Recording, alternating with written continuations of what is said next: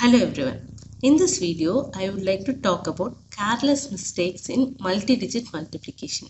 This is one of the important gray area we have to address because many students are making a lot of mistake in this.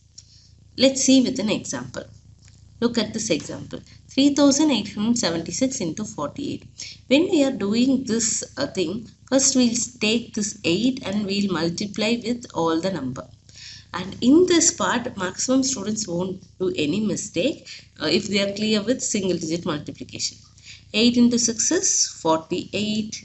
8 into 7, 56 plus 60. 64 plus 70. 24 plus 31. Now we done with this one. What is a common mistake they might do means 8 into 7 56 plus 4 is 60 and 8 into 8 is 64 plus 6 is 70. When they are getting zeros like this, they are thinking, oh, we are doing something wrong. But it is not so. 0 is also a part of answer. No issues with that. Where the real problem starts means when they are starting with this next digit. Okay. So when they are multiplying with this 4. First they'll start 4 into 6. They'll continue with this. While doing this, they have to add a 0. They should not forget this area. Yes, why we are doing this? It's actually 40 into 6. Instead of 40 into 6, we are doing 4 into 6 and into 10. That into 10 will add a 0. So we are adding 0 here. Then 4 into 6 is 24, like that. Yes. So we are doing this 24. Then what is the second doubt for the students means while doing this 24, they'll write this 4 here. Where to write the 2? Carry forward. Yes. Usually when we are writing in this place, we will put the carry forward here.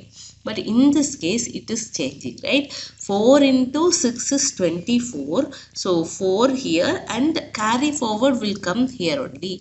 And also they don't know already they wrote 6764 as a carry forward. Where to write this one?